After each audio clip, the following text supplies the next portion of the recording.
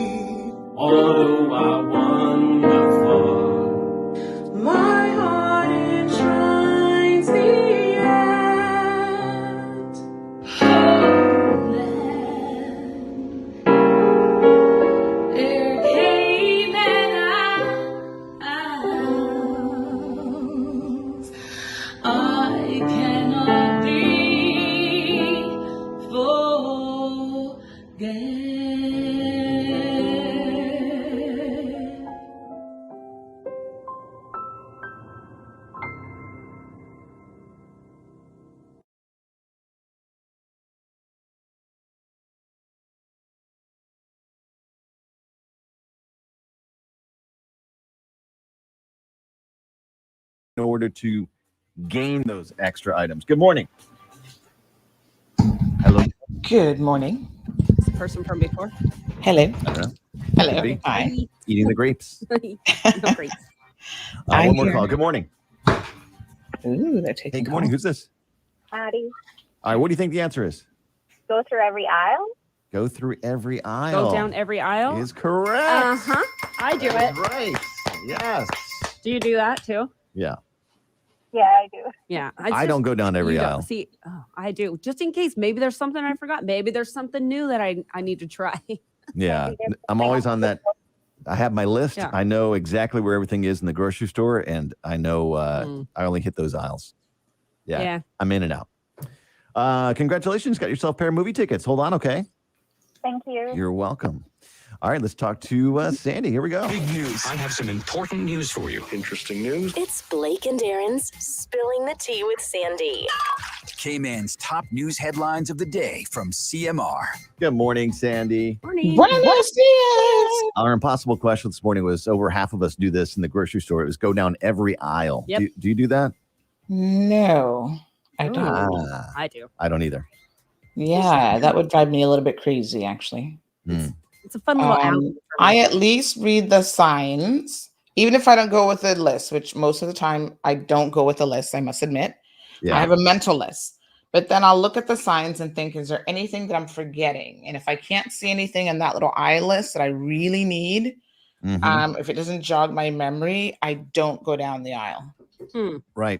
Yeah. You know what? I'm actually one of those people that kind of likes grocery shopping, which is weird. I think. Too. Yeah. But I do. I end up saying I don't like paying I'm not the bill. gonna. Yeah. Well, I say I'm probably only gonna be spending like $100, $750, whatever.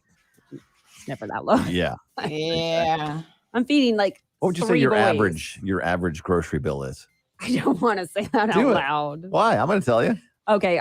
For me, we're in the same boat. Once a week, it's probably $300 to $400. Yeah, same. Same. It's crazy. It's a lot. Yeah. I feel like I shop more than once a week sometimes. It's snacks. Strawberries are $100 for 4. Sandy, how was your weekend? What you got for us? Well, today we are going to be recapping what happened over the weekend. So a couple things of interest. There was what looked like a really bad accident on Friday night in Frank Sound. That person was super lucky, I think, to have walked away from that situation. So we're going to be talking a little bit about that. Is that the overturned car? Sorry? It was like an overturned car, right? Yes, a white vehicle, yeah. Yeah, white. Yeah, I saw that picture. Looked nasty. Yeah. And that person's okay? They apparently, the guy was commenting that he was fine and how they something about his brakes failing or something. Sure. Oh, yeah. Yeah. I mean, brakes do fail at 100 miles an hour. Exactly. Probably. Yeah. So the residents in that area had no power for a good portion of the night because of that accident. That's so annoying. Yeah. What is it about these telephone there should be some restitution, poles? I think. There should be, but what is about these poles that jump out at cars here? I know. They're jumping out of the car. They're very agile, apparently. I think if you're found to be guilty of, let's say reckless driving, and you cause a power outage, for some people, I think there should be restitution paid. Yeah. Somehow. Pay their bill. Yeah, I think no one ever pursues it. Like the utility company probably doesn't really think about it, and the prosecution probably could care less. So I don't think it's ever been done, but that would be interesting to start making it a bit of a deterrent. Yeah, what about all the families you inconvenience? I'm out of internet for most of the day. You got to pay me like $10 because that's what however much. I don't know how much. I don't pay those bills. They could easily figure it out, trust me. Yeah. Yes, for sure. So we're going to be talking about a couple court cases today as well. There's a new telecom for Offreg. There is a new board of a new director of the board. And he's formerly of Flow, 36 years. Mr. Rudy Ebanks, he's a 36-year veteran and former VP over at Cable and Wireless. So that's interesting. So he's taken up the helm.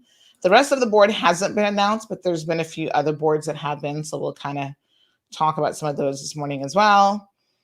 A little bit of regional news. So I think most of you heard that in Rotan, the mayor was arrested for some allegation that he was involved in a drug situation, like 4,000 pounds of cocaine. Well, he has been freed. It's a small amount. Yeah. He has been freed, and everybody's like, you see, we told you he's as innocent as Pablo Escobar. So we got a lot of catching up to do. Just covering everything that happened over the weekend, basically. All right. Interesting. Yeah. Not too crazy over the weekend. That's how we like it. Yeah, nothing major, thank goodness. No, I'm looking at that Jamaican Instagram model that died from COVID. Yeah, that was really sad. 29? 26. Oh, I saw that as well. Yeah, beautiful young lady, absolutely beautiful.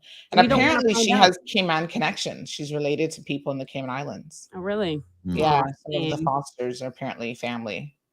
Well, that's sad. Yeah. She's very beautiful, and she really is. Super young. Yeah. I will catch CMR on YouTube and Facebook right now. We'll see you tomorrow. Thank you. Bye. All right. What you got? All right, folks. So, we got lots to talk about. Lots and lots and lots and lots and lots. Good morning, Miss Morna. Good morning, Dion. Good morning, Lizette. Happy Monday. Morning, Marshall. How are you? Vanessa is here. We used to call it Manic Monday, but now I feel like it's not quite manic. It's Funday Monday. Hey, time to get to work and get things done. Good morning to Anne Marie. Vanessa's with us. Judy says, happy Monday to everyone. Maria is also here. Blissful Powell is here. Good morning. Good morning. Tracy, how you doing? Carmelie is here. Good morning. Evelyn, Diamond Princess Sapphire. Wee wee, how are you? Richie Rich is in the house. Beverly from Miami. Daisy, good morning, sunshine. And we've got Carla. Some people say, why do you only call it certain names? I say, well, those are the people who actually comment because that's what I can see. I know there's a lot more of you on here, obviously. Sorry. Right now we have 123 people. Good morning, Kimmy. But not everyone says anything. A lot of people are just watching. So I can only see you if you comment and say hello. Good morning, everyone. So why not? Yes, Loretta, good morning. You know, as Caymanians, we believe in having manners about us. So, yeah, I would say everybody just say good morning.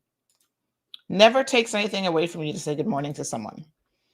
So we're going to be talking about a few things today. A couple things happened over the weekend on social media, of course. And we're definitely going to talk about those things. Yes. So how was your weekend? It was relatively uneventful as weekends go. I am going to talk about the Dr. Frank situation because I saw a lot of you were like, oh my gosh, why block Dr. Frank? Well, I'm going to tell you why. I'm going to talk about it a little bit. So that is coming. I'm just going to do a quick little post on the website, letting people know that today is September the 6th, and we are live and direct. Sometimes people sit and watch the show on the website when I put it up. So whenever I can remember to do it, which I have to really start being a little bit more consistent, and it's kind of fun to put some of the headlines on the website as well. So this one I'm going to put trolls and more. That's going to capture everybody's attention. They're like, who's trolling Sandy? So we are going to stick that up now. Some people like to be trolls. Like, I realize that that's a thing. It's a thing for people to try to troll you, but you see, you got to be the bigger person in all of it and recognize that they're just immature. Even at 70, some of us can be immature. So we are going to definitely talk about that. Anybody have any good dreams recently? Can I tell you, I had the most bizarre dream last night. You guys are not going to believe this. This is like really, really weird.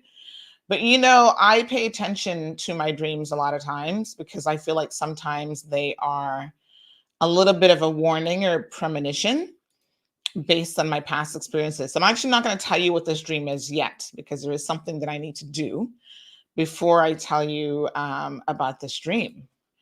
So I will tell you about it though. You guys will have to remind me in a bit after I've sorted out some stuff to tell you about this dream, but I'm not quite ready yet. But anybody else have any interesting dreams last night? Everton, good morning. Maria, do you dream at all? Oh, is it Carmelie's birthday today? September the 6th. Happy birthday. Hey, El Ray, happy birthday. Good morning to Sue. Good morning, Miss Joy, joining us from Texas. Maria, good morning. Have a blessed day. Oh, Maria thinks I look very well rested this morning. Why, thank you. I don't necessarily think I am because I went to bed like almost 2 o'clock last night. But Maria, I did take a nap yesterday. I took a good nap for like a couple hours. And then I feel, of course, like whenever you do that, it kind of interrupts your flow. So going into the night, I literally, where did I put my phone? I literally, give me 1 second here. I need to find the phone so I can turn on the AC a little bit. Oh, there it is. I literally was up until like 2 o'clock in the morning. So I feel like I'm doing it the wrong way. Like whenever I take a nap, I feel like it actually makes me stay up later at night, which isn't really what I want to do. I want to get to bed early so that I can get like 6, 7 hours of sleep. But yeah, I was up till like almost 2 o'clock, and then you know what happens after that. Next thing you know, it's 6 o'clock and it's time to get up all over again. So, but thank you anyway. Maybe the nap did help.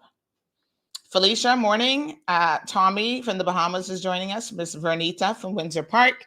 And Stevelyn, hello, hello, hello. So let's get into it, folks. 172 of you joining us, and I'm sure you want to hear what the real tea is all about.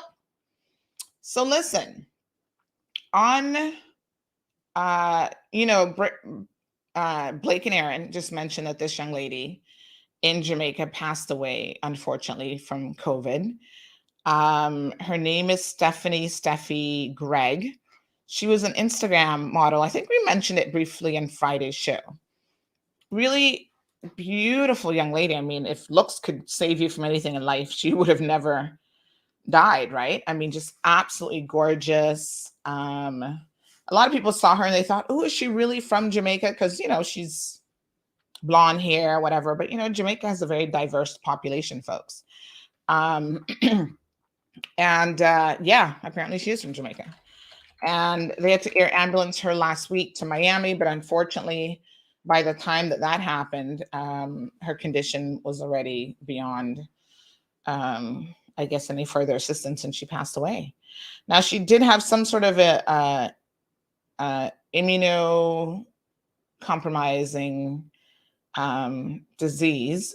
We don't know what it is, but some online platforms said that it was lupus. We don't know that, obviously. And, you can only go by, folks, what's actually reported in the news. So sometimes even CMR has to rely on other news sources to kind of piece the story together as much as we can. And naturally, probably her family would know her exact condition that she had. But she was quite popular, on Instagram. She did, I guess, a lot of modeling. Apparently her father's supposed to be some sort of a, what is he? A race car driver, retired race car driver or something. I don't honestly know who he is. I've never heard of him before. But nonetheless, this young lady has passed away. And so we extend our condolences to her family in Cayman. Like I said, apparently she's connected to the Fosters here. Maybe some sort of distant cousin or something. I'm not 100% sure. But Dr. Frank decided to get in on the conversation. Now, the anti-vaxxers have this idea in their head that if anyone dies, anybody at all, who is vaccinated, then that is proof enough that vaccines don't work. That's a little bit of a flawed logic because, in all honesty, COVID being what it is, will take you out whether you are vaccinated or not. And you have a much better chance if you are vaccinated of surviving if you get it. So there's a reduction in you potentially getting it. And there's also a significant reduction. I mean, the big reduction is in you becoming seriously ill and then passing away from it. And at this point in time, folks, the real battle here is just trying to stay alive. I mean, let us be very, very frank, right? And so there's another story out of Fox 13 News, for example, of a man who was, again, fully vaccinated. He had leukemia and he died from COVID-19, it said, after letting his guard down. So his son said that, listen, he really felt that because he had COVID-19 vaccination, that he could go, sorry. Oh, excuse me. That he could go Yeah, Darlene. I'll talk about that in a second. But yes, but he could go out and about and kind of do whatever. And we said it here in this program before, folks. It's not quite that simple with the coronavirus. You've got to layer up. So in the US, they're saying, listen, in high density areas, ensure that you are wearing your mask, that you're still social distancing as much as possible.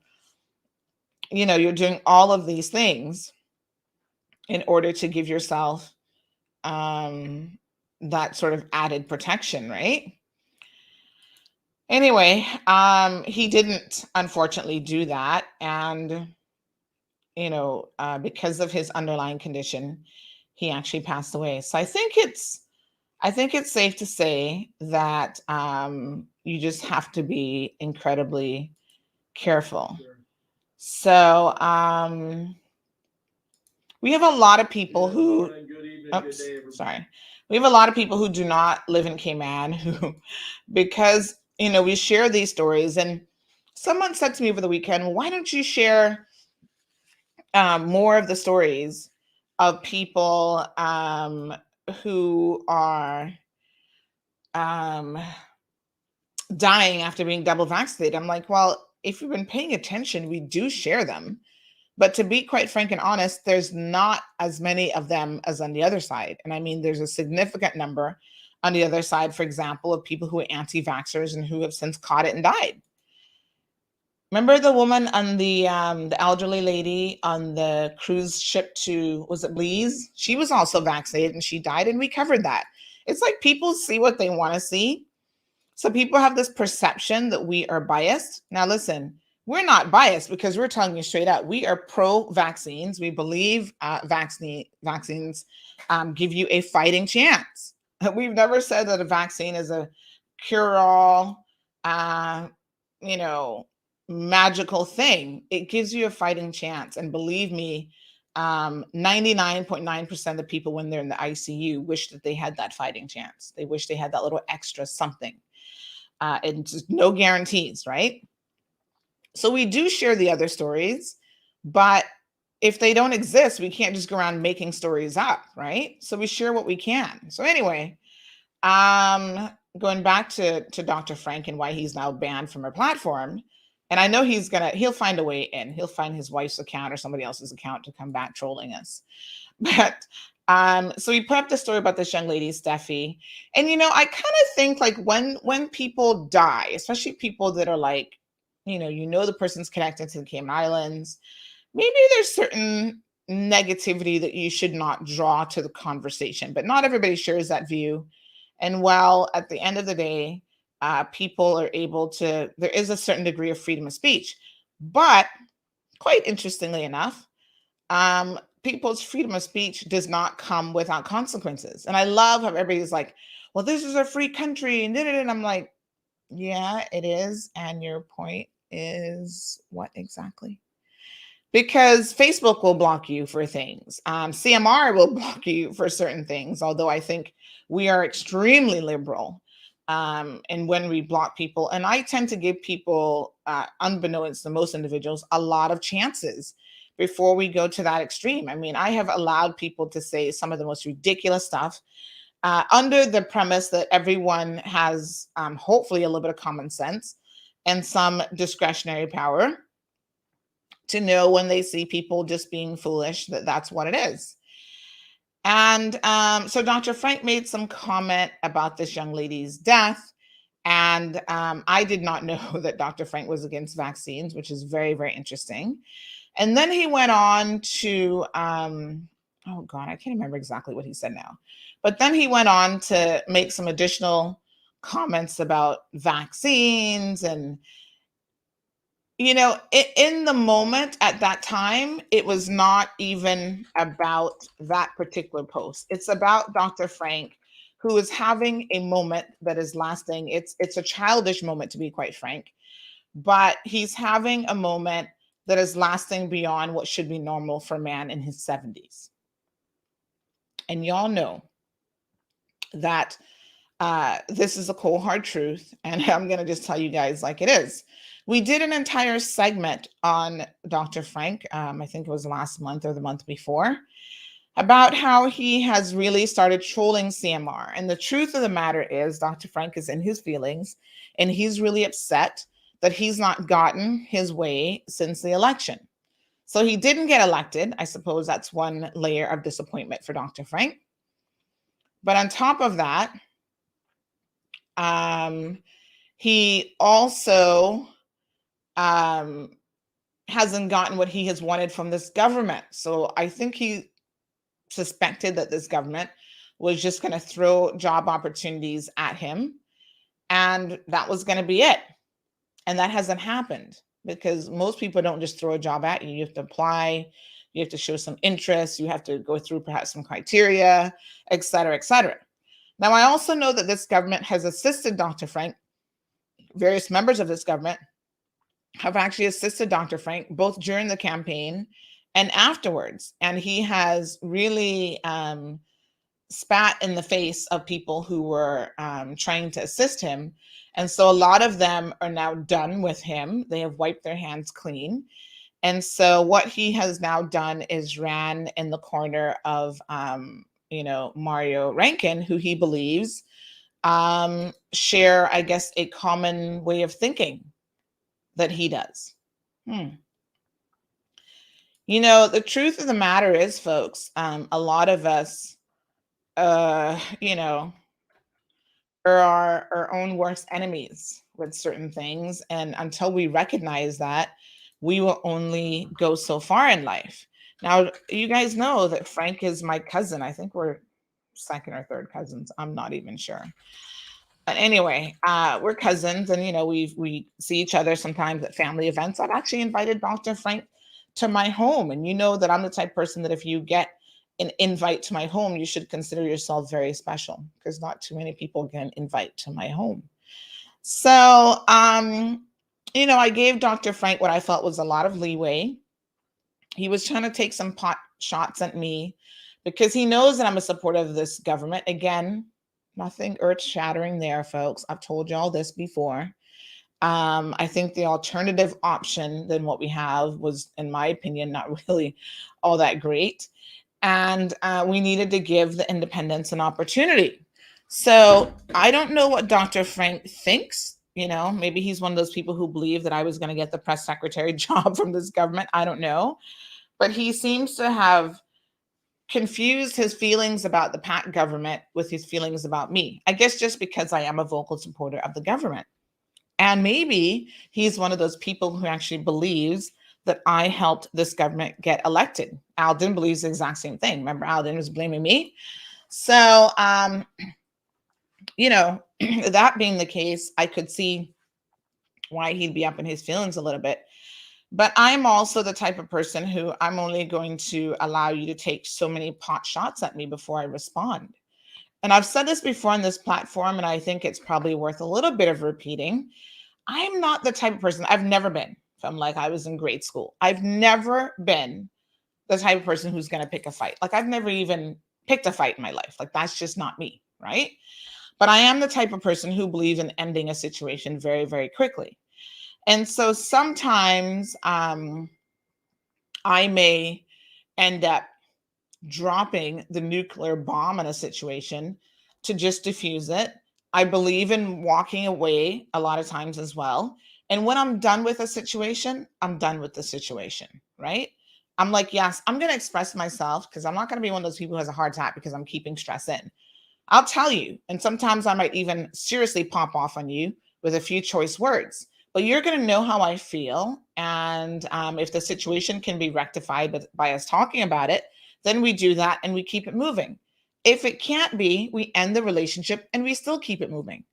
Like, I don't have time to engage with people who want nothing better to do than to sit down, trolling me every minute of the day. I'm going to stop you as a troll and you're dead in your tracks. And then you can go troll somebody else. The beauty of Facebook, though, is every one of you has your own page and your own platform. So if you want to do trolling, do it on your own page. Eventually Facebook might end up blocking you, but that's their business. But I think there is a certain limit to what we will allow people to do on CMR's page. So, you know, it is what it is. It's unfortunate that Dr. Frank has now been blocked from the page, and it's not, and I want to make it very, very clear, his last post about this young lady was just the icing on the cake, or maybe even the sprinkles on the icing. It was not, oh, he only posts this and because I don't agree with his position on vaccinations. You know, that's not really what it is. It's about Dr. Frank always bringing this negativity to the platform. And I've noticed a few people who never have anything to say. Listen, we post on average, I would say each month, hundreds of articles on our page, like literally. Let me see if I can give you just a bit of a insight. You know, Facebook keeps track of all of the analytics, right? So in the past week alone, we have done 108 posts, right? So everything from traffic accidents to like the news stories, et cetera, et cetera. And folks, when you see people only having negative things to say out of 108 posts, they can only pick up on the negativity. It's time to remove that negativity out of your life. And that is simply what we have done with Dr. Frank. No hard feelings, cousin. Nobody's up in their feelings but you about this situation. And I think you need to work it through. You need to talk about it with maybe a therapist or something, because I don't have the time for it. But figure out, you know, what is eating Dr. Frank. Remember that movie, What's Eating Gilbert Grape? I feel like something is eating at Dr. Frank.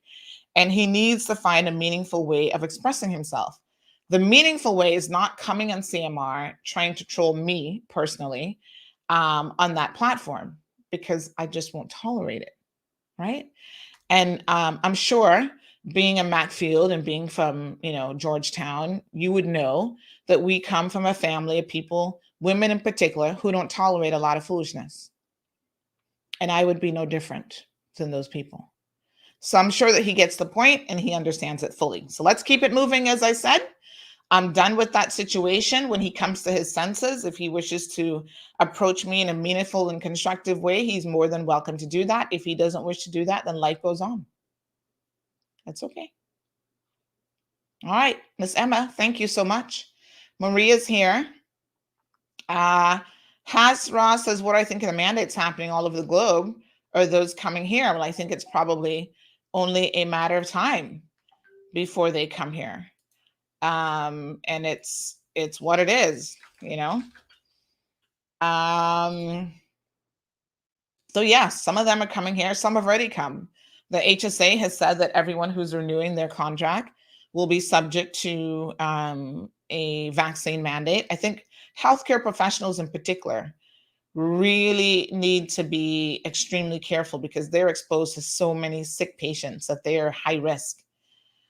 And it's really quite sad. So Maria says, agree, he needs the help. Good encouragement, Sandy, for your cousin.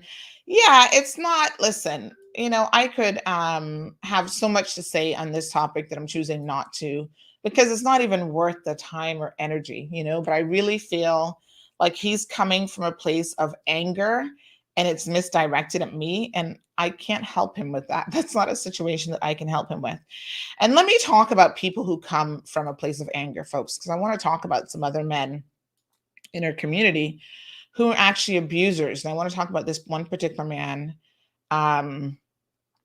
His name is Joel Brown. Now, Joel has a little bit of an issue with women, it appears. And he continually trolls women, talking about trolls. And yesterday he was trolling a young lady on Facebook, some foolishness about her, something about her boyfriend leaving her, some foolishness. Now, you guys remember Joel, right? He was the young man who was caught on video and home camera beating up his ex-girlfriend, grabbing her by the hair, throwing her down on the ground. And we wrote about it. This was back a couple months now. And we did write about it. And this isn't his first time on the rodeo of beating up women, right? So we know that there are men in this community who have a record of being very, very abusive towards women. And they feel like maybe up until this point, they could do it with a great degree of anonymity. So, in other words, they do it and no one talks about it in the community. No one holds them responsible. When they go to court, it's kind of like hidden, like nobody even knows that they're in court. Well, you know what? Those days are done, right? We as a community should be sick and tired of men beating up on our girls, whether they're underage girls, because a lot of underage girls are subjected to abuse. Big women, successful women, all sorts of people can be victims of abuse. And I think that it's high time that we start shining a light on this deep corner of our community. And it is a shame when men destroy women, they destroy their families, they destroy their communities because they can't keep their hands on, to themselves, basically. And I tell you what, some of these men are extremely chronic. So the other day we were talking about that guy, what's his name again? He's on the football team there. Darren, is it Darren? Ebanks or Daryl? Let me just tell you what his name is. So anyway, when we put up that story, interestingly enough, Joel posted on his page last week about me. Oh, I'm harassing people because I'm reporting that this guy has been convicted. Darren Ebanks, remember him? Nice looking fella, but you'd want to run like hell if you see him coming. So it's quite interesting that Joel, another known abuser in the community, got in his feelings because we reported on August 30th that this guy is found guilty of vicious assaults on 3 separate women in one night and a man. But he pled guilty to the one with the man, right? So it's kind of interesting that abusers want to support each other in this community, but that's exactly what was going on. So our little friend here, Joelle, decides to post up a comment about, oh, I'm harassing people and I'm making people depressed and suicidal and blah, blah, blah. Jeez, I'm peace. Joelle, are you for real? Dude, he's definitely got some serious issues. And you all know, like I said, I don't believe in starting fights, but I sure am gonna finish it. So Joelle and I are no friends. I do not tolerate men who do that to women. I think they're disgusting. I think that they're at the bottom of the barrel. And I will tell them so in no uncertain terms. And that's exactly what happened to Joelle. So I'm not his Facebook friend, but of course, you know how it goes. He posts up something about me. Someone sends it to me, and I'm going to respond to him. And I responded on his page, and then he subsequently took the post down. But this is what he had to say. Let me see if I can find it. Yeah, so he's a little troll. So here he is. I remember Cayman Mall Road used to be just accidents, hence Mall Road. Now, you know the boy is stupid as fly. Then it became effing shit, he says. You never see Sandra post something wrong someone did and say maybe they just had a bad day, you know? It's always the worst thing said about someone's life. Our island's affected by Mall Road badly. What she says can ruin someone's life and even lead someone into committing suicide. Literally, we love to see others fail. Well, he only got 2 of his thousands of friends liking this post because everybody know the dude is a wife beater and a woman beater. Then I go on to say, oh, yes, women beaters unite. We have such sympathy for you, not fooling anyone. You're a first-rate idiot. We've never been just accidents. First story I meant to say, actually, but it says fiery story. We busted was about someone being arrested by the anti-corruption unit. Shows how much you pay attention, though. So, it's so incredibly interesting that he wants to make a comment which he thinks is so earth-shattering about, oh, Cayman Mall Road used to be just about traffic accidents, hence Mall Road. Joelle, you not got no sense, okay? Dumb and dumber. That's not where the term Mall Road comes from. It doesn't have anything to do with traffic accidents. And it also has nothing to do with the fact that we have not reported on other things. So We do traffic accidents, but that has never been, we've been legit news from day one. We were busting the stories of this person got arrested by the anti-corruption unit before anybody else even knew. That was our very first story, actually, was the fact that Bruce Blake had been arrested by the ACC. So here we have Johnny come lately, Joel come lately. He doesn't even know what's going on, but he only wants to put out a certain position out there, say something that he thinks is going to make him look good. And woe am I, oh, she's always, maybe you're having a bad day. Well, dude, you must have a lot of bad days, because every single time you thump a woman and you beat a woman, if you count that as having a bad day, then I feel really, really sorry for you, because you need professional help. That means that you're having one too many bad days. And you having a bad day is not justification or an excuse for you to be able to beat people up. Okay? That's not how it works. But this is what abusers do. They like to play all these psychological games. But you see, I'm not the one to be playing these games with. All right? Y'all know I'm not really... no woman should ever say that she can't be a victim, but I would not want to be the kind of victim that you would ever want in your life, because trust me, I believe in fighting back, and I do not believe that a man should ever be putting his hands on me, especially if I've not touched him or I've not done anything to him in terms of physical contact. You're asking for a whole heap of trouble if you decide to touch me. And the law is there to try to help women, but I feel like women need to help themselves by really exposing the underbelly of abuse in this country. And it is disgusting, so he thinks he's going to get some brownie points by talking about how, because I out someone like him, that, it makes him depressed. Just stop beating on women. It's so simple. You guys remember how he ran into that girl and dragged her down to the ground? His male friend had to come and pull him off of her, Joel Brown, because of how he was just thumping this poor, I don't know who the girl is, because I know who she is, but I don't personally know her. But based on the video footage, she looks very petite. And that's the other thing, right? These guys won't even try to pick on a woman their own size. They shouldn't pick on no woman. But you notice that they like to go after a certain type of personality too, right? Where they know that they can get away with it. You go pick some fool from Georgetown and she'd bust you upside your head. But that's not who they're going to go after. They're going to go after someone who they can likely get away with it.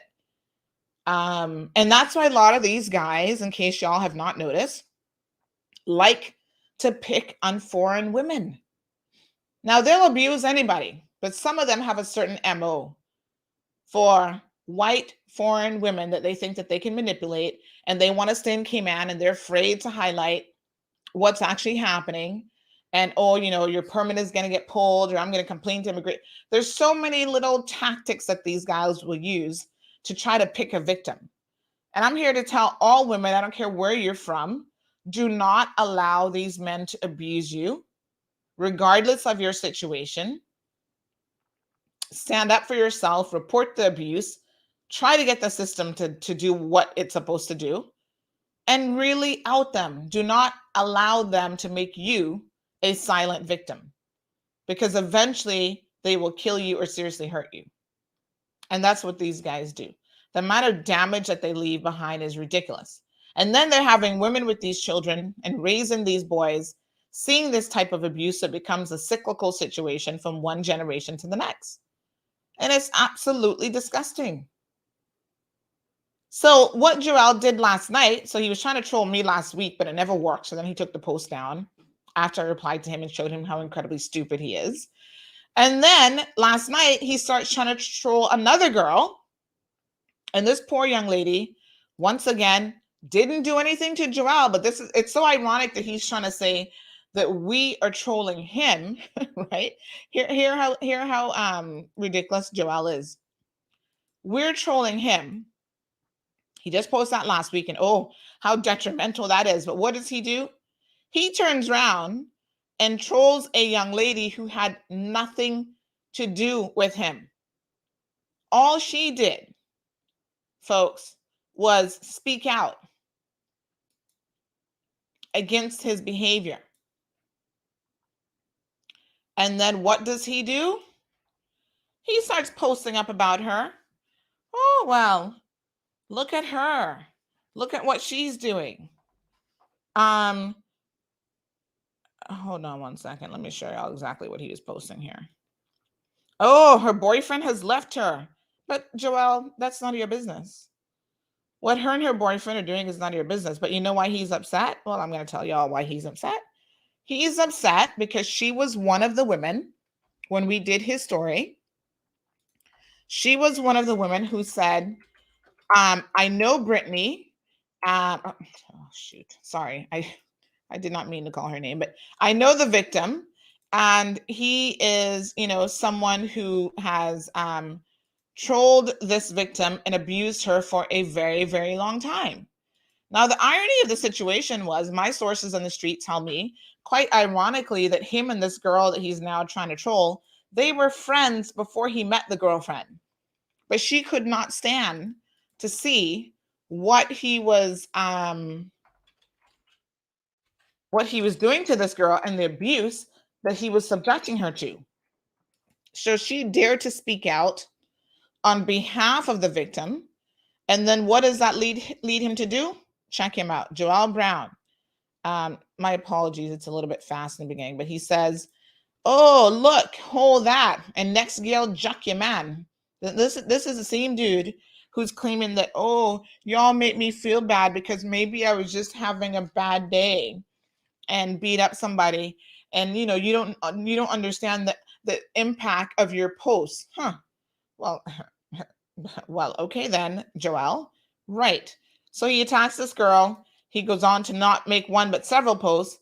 And then he said, he even went as far as posting a picture of, I guess this is the other girl and this girl's man. I don't even know. And then says, oops, sorry for your loss. He met a badder one. And then actually has the audacity to tag the young lady that he's trying to troll. So she responded, this is him and the story that we did. In case you're interested in reading the story, you can go to the website and probably search for his name and find it. It was called Assault Details Go Viral. So, yes. And I mean, this dude is a real special case, I must tell you. So he feels that he can, on occasion, do this to women. She responded very professionally, I must say, compared to what he might have gotten from some other people, right? So this is him. I'm going to show you the story that we did. And again, I'm sharing this with you because you all need to know who to protect your girls, your girlfriends, sisters, aunts, family members. There he is, originally from Honduras. And we have audio tapes of this girl saying how this guy punched him 20 times on the drive home, begging him to stop. She said, after 5 years, it's time that I break my silence. It's just unbelievable. If you guys go and watch the video.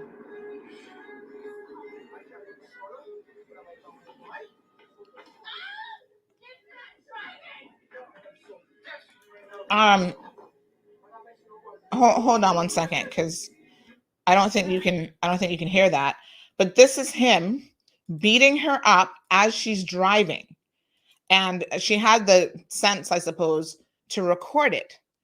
And so, listen.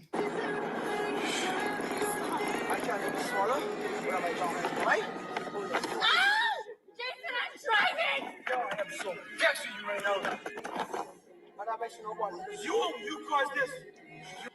Drive. My head is bleeding because you're ripping my hair out. Because of that fucking shit. I don't give a fuck if you're a woman or a man. You're fucking fucked up. You made me look like a fucking victim. You make yourself look like a victim or like that. You think? You fucking think? You punched me in my head 20 times. Tonight, no, you have punched me in my head 20 times on this drive home. 20 times, Jason. You don't think that's enough? Jason, I'm not arguing with you now. Can you calm down now?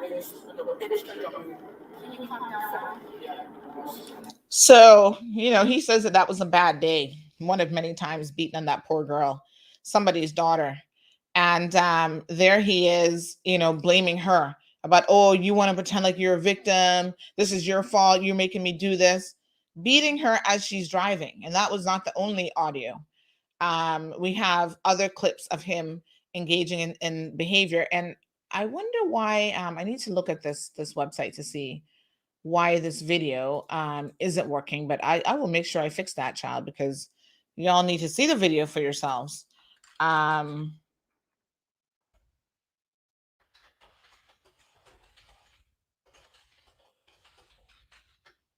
So the last time he grabbed her and really made a spectacle out of himself. And I'm hoping that the police are still dealing with this matter. To see exactly what's going on.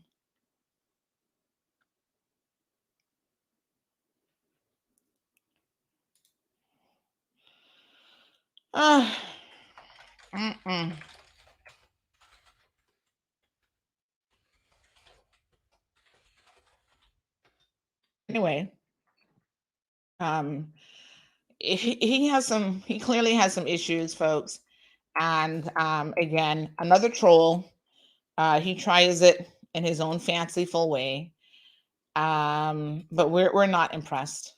None at all. None at all.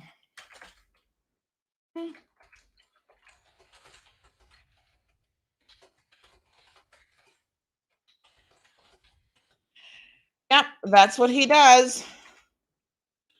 Let me just something coming in.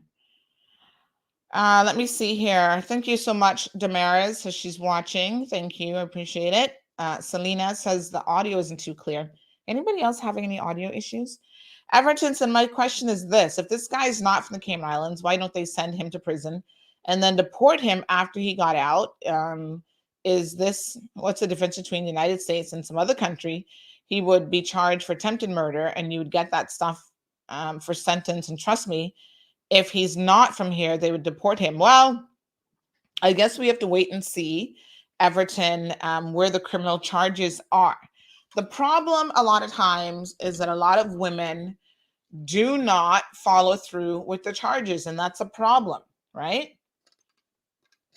So they will sit back and allow men to continue to victimize women, and they don't want to stand up. They don't want to be the one.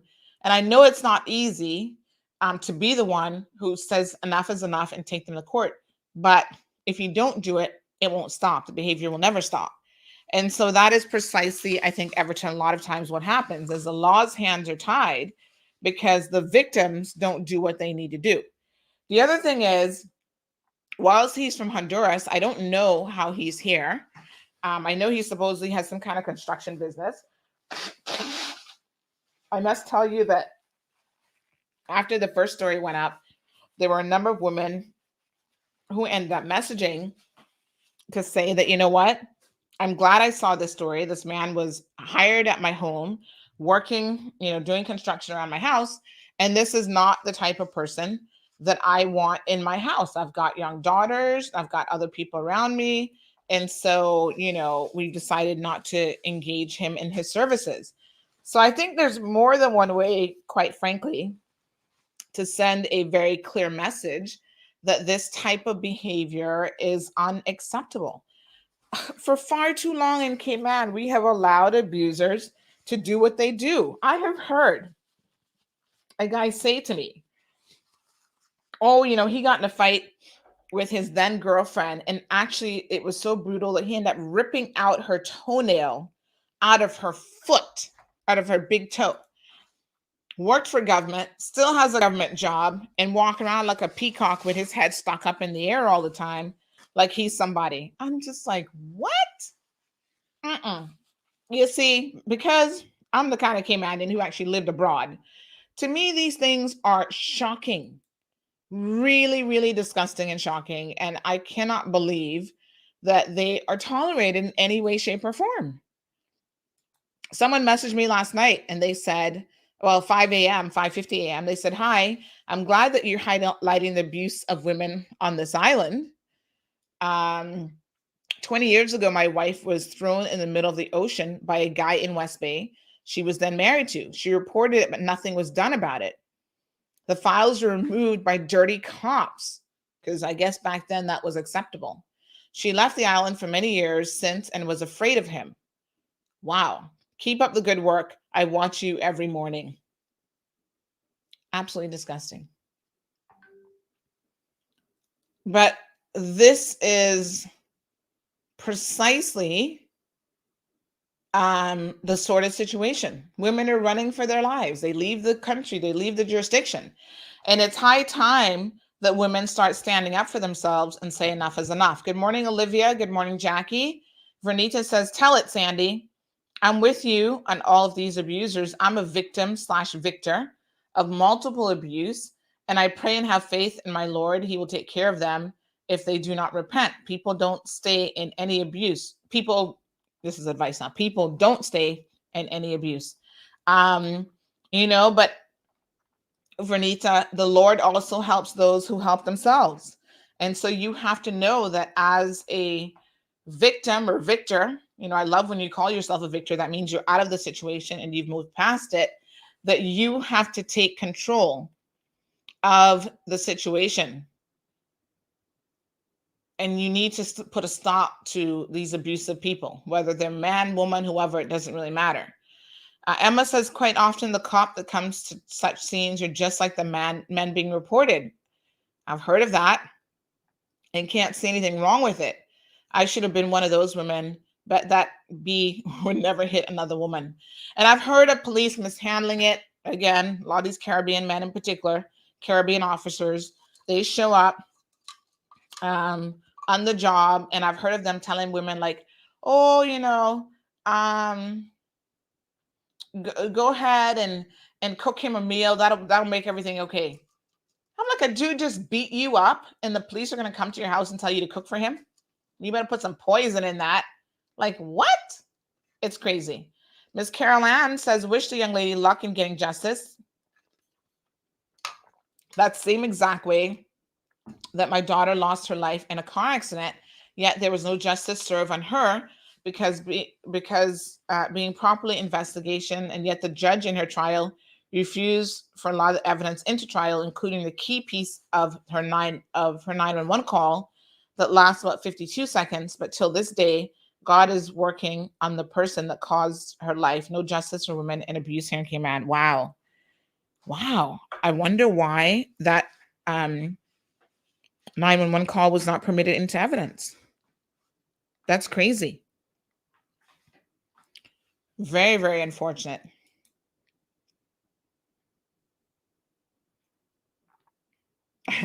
Sherry Ann wants to know if the person with the toenails is Cuban. No, honey child. Right here from East End. You sit there. Caymanian too. It's disgusting. It really, really is. But that's all I want to say about Joelle. Stop trolling other women, Joelle. You can't pick on someone your own size is a problem. You try to come for me, and then when I come for you, you delete the post.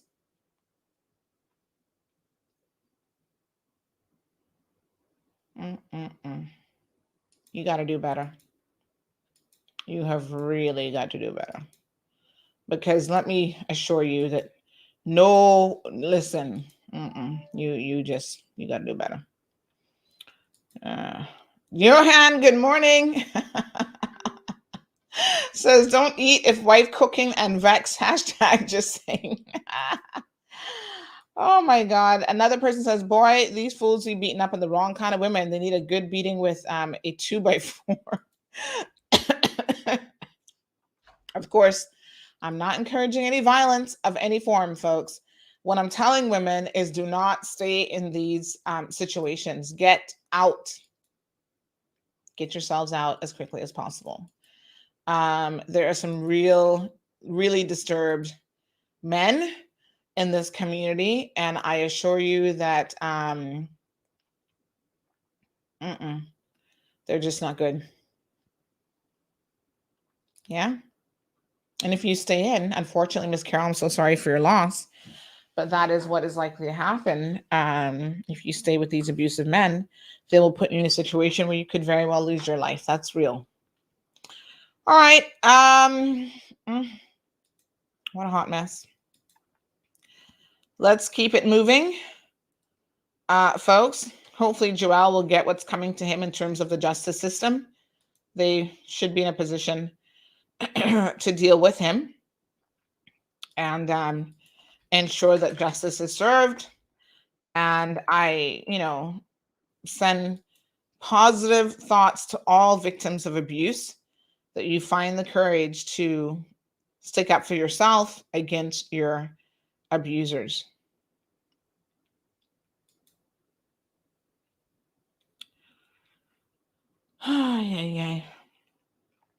So on Friday, a UCCI employee, morning, Deb, was arrested or charged. We reported on Friday. My apologies. He was charged last week. He appeared in court on Tuesday, I believe it was. Charges related to child pornography. Here's another winner in our community. I don't know where they come out from, but anyway. So this was a bit of news this weekend as well. Charged with downloading child porn is Freddie Manuel Diaz Christian, a former UCCI employee, has been charged with possession of and accessing child pornography, and he appeared in summary court on Tuesday before Magistrate Hernandez. 33-year-old Diaz Christian is being accused of downloading at least 5 indecent images of underage children on 2 separate occasions. What a mess. He worked at UCCI as a marketing and communications coordinator, and he was also in charge of UCCI TV. Real winner here. Morning, Maria. Oh, Maria, you know what? Judge Ramsey doesn't do, I don't think she does criminal anymore. Now that she has been promoted, she does, you never really see her in any criminal court, to the best of my knowledge. She's always doing like civil stuff. So she does a lot of family. I always see that she's writing judgments for like family matters and maybe some financial services stuff. So child, when they promote you, they pull you out of the ranks of, being in the penal system and the criminal justice system and put you in the civil side, I guess. I don't know. But I think all judges and all magistrates should be just like her. Don't take any foolishness from these abusers, but some of them are very, very lenient. Anyway,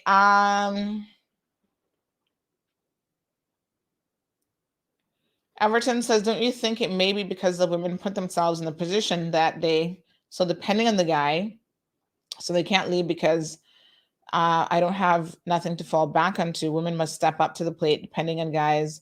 That's so somewhat abusive start because you feel like you cannot leave because you don't have anything, and you put you in that situation for you not to have anything so they can abuse you. Well, I tell you what, Everton, there's some degree of truth to that, but then not entirely, because there are a lot of women who are more successful than these guys who are abusing them.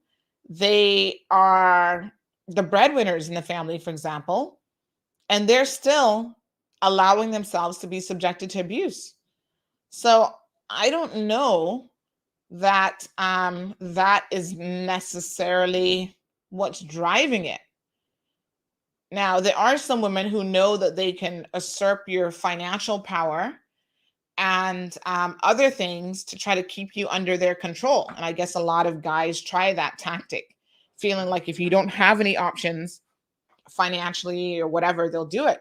But I know a lot of bright women who end up with donkeys as a boyfriend or husband, and they allow them to be the ones who are going to beat and control them. So it's not always about who's in a position of financial control. Johan wants to know, why is the identity of anyone with child porn plus a sexual predator protected? All these types of monsters needs to be exposed, and if found guilty, they should have mandatory sentencing of 10 years minimum. Can't argue with Johan on that one. And Natasha adds deportation if they're not a Caymanian by birth. In other words, we can't do anything. If you're a Caymanian by birth, we can't deport you. Although we can send you to the UK if you're getting a little bit too bad. So, so let's have a look at Diaz here. Another winner, like I said. He looks like he had scrubbed himself from the internet, which a lot of these guys now do, because they know that we're going to name them and we are going to post their pictures up. So once they get arrested, they go to great lengths to hide their identity so that we cannot find them. And boy, this guy really went undercover. He has multiple Instagram accounts and he's all over the place, but it was very, very difficult to find a photo of him. So I suspect that he shut down his personal account on Facebook and other things. But don't worry, thankfully, because he's been so prolific at working in the community that there were other people who at least had a working photo of him so that you can get a glimpse of what he looks like.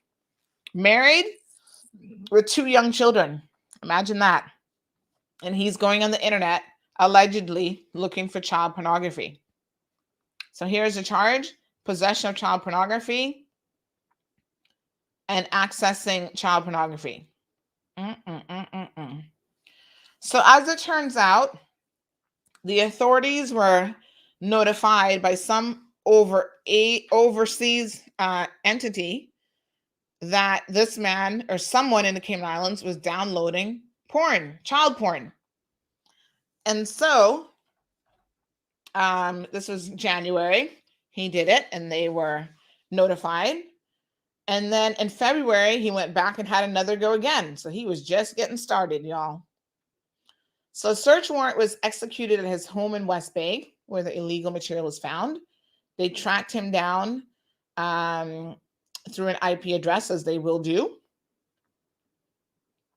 All of his work computers were also confiscated, and mobile devices were confiscated. Now, this guy came on CMR's radar, quite interestingly enough, when we were doing the story about this guy. Remember him, the hospitality director, allegedly falsifying vendor receipts? So we were doing a story on this guy when people are saying, Sandy, you need to look into Freddie. I'm like, Freddie? Who the hell is Freddie? To find out that apparently Freddie had some complaints against him. But we couldn't really find out much about Freddie, like the nature of the complaints and so on. I'm like, well, what did Freddie do? Well, he was fired under suspicions of something going on, that allegedly a student at the university had made complaints of a sexual nature against him. And then other people are saying, oh, he's just like Dr. What was the other doctor's name? This is the second guy at the college that has been involved in child porn, allegedly. Well, no, the other guy was convicted. Well, he pled guilty. And he was so, Dr. Pierre Pavlov, he was so prolific. And he was head of I forget which department. But anyway, he was head of one of the departments there. They only charged him with 10 counts, folks. But they said that he had so many images into the thousands of young children that they actually lost count. Wow. Wow and wow. Again, complaints against him from females at the university being ignored. What a winner.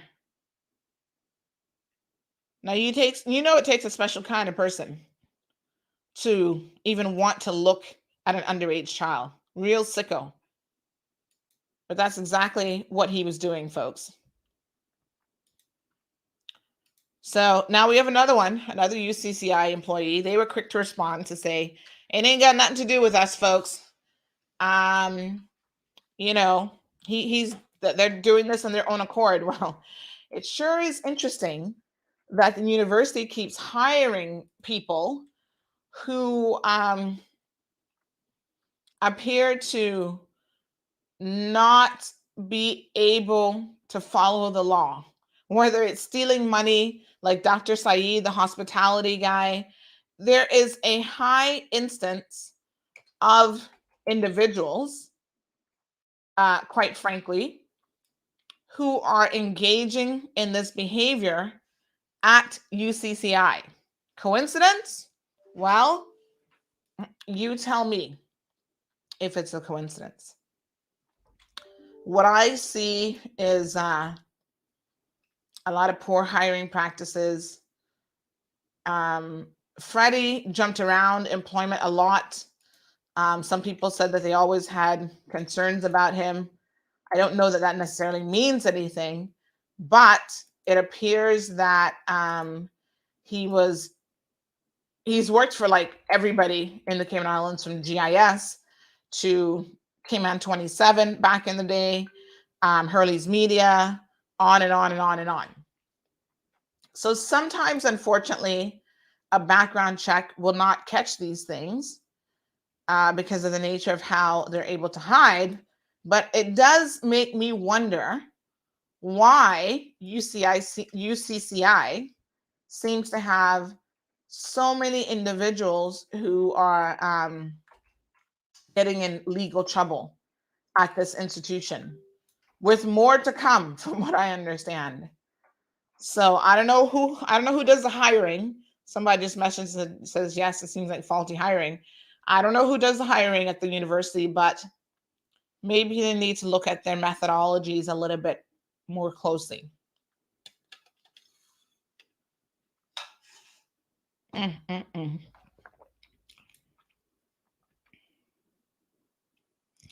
Anyway, Freddie will be off to court again soon, where he will have to respond to the charges. It'll be interesting to see what his defense will possibly be. You know what is interesting about this guy? Did y'all notice in the story? I don't know how close you read the story, but at one point he was actually working for the RCIPS as a police constable back in 2007 to 2008. Like I said, he's been all over the place. Graphic design, police constable. Then he went away and did, graphic design, I guess some more. Cayman Islands Government Alternative Education Special Support Aide. What? You mean he's working around people's children? Jesus Christ.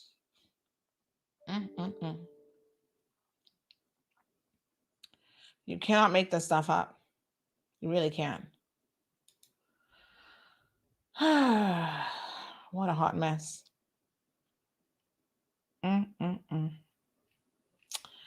Anyway, there he is.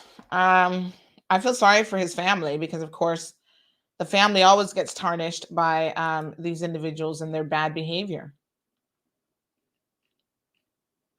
Johan says, when a father or brother for real, or real friends, decide to take matters into their own hands, aka vigilante justice, and deal with these monsters, can anybody really blame them or find them guilty for handing out real justice for monsters that destroy the lives of a child or their victims?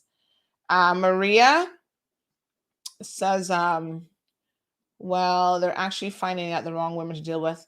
They come out so sweet, and when they feel fitted in, all hell breaks loose. You wonder where these animals come from. By that time, the women are so afraid that they don't know what to do. Well, unfortunately, a lot of these men are coming from homes that we are all too familiar with. Your homes, folks. I mean, this is a sad reality of what is happening here in the Cayman Islands.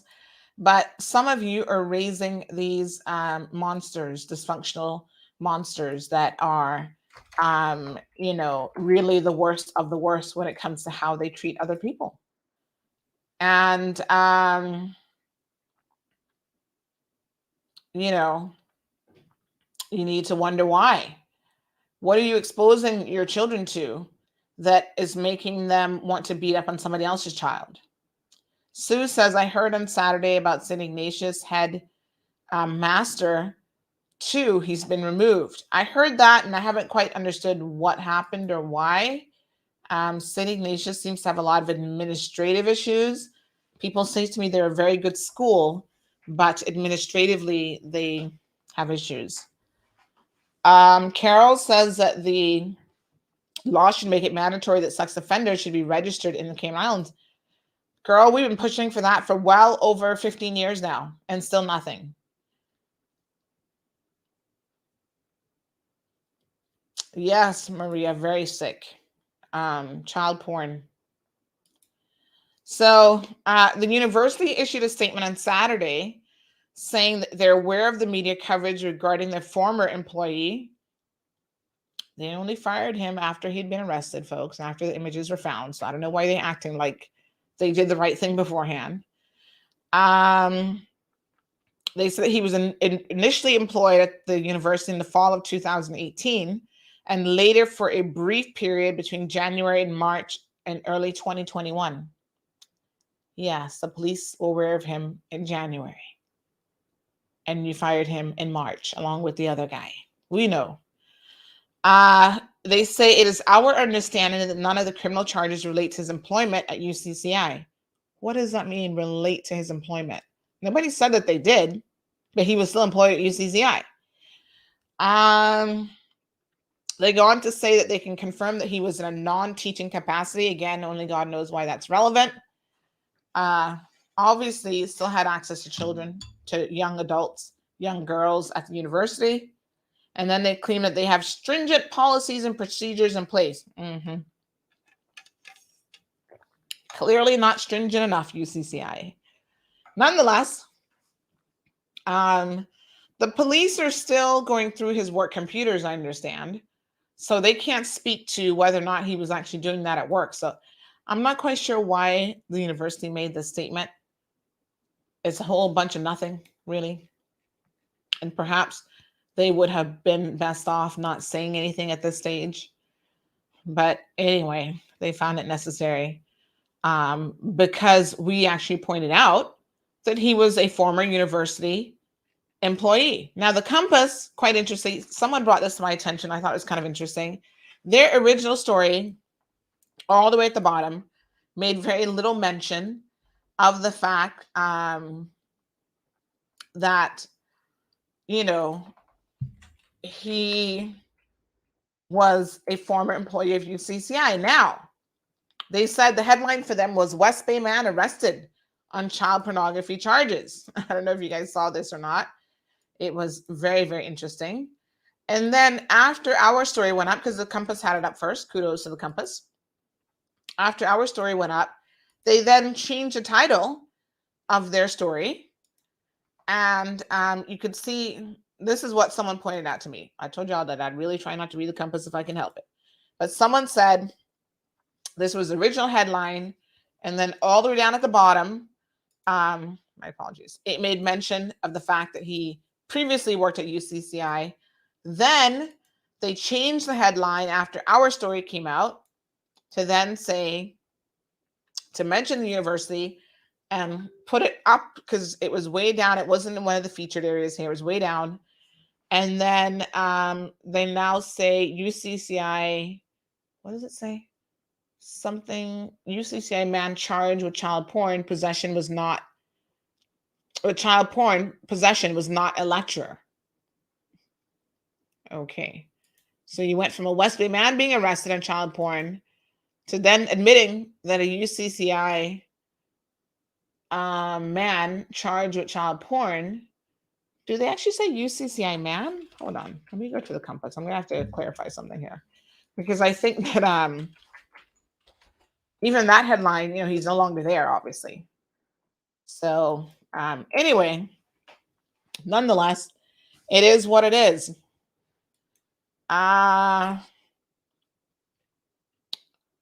So they need to do a better job of hiring, without a doubt. Yes, very, very sick. Someone mentioned that his wife also works with children. Now, he does have certain safeguarding elements now attached it says UCCI : man charged with child porn possession was not a lecturer. So they changed it to reflect the headline of what the university's official statement has been now. So folks, very, very disturbing indeed. This situation we will keep an eye on. We'll let you know how he pleads when he's back in court. And I don't know. I don't even know what to say. It's just disgusting. So part of his conditions is that he cannot be around children outside of his household. I guess he's on some form of house arrest. No one under the age of 16. And he also can't have access to any mobile devices. So if you know Freddie and you see him on WhatsApp or you see him messaging you, call the police, because that's not allowed. He's not supposed to be. Natasha wants to know if government does any form of due diligence when hiring expats. I don't know, my dear child.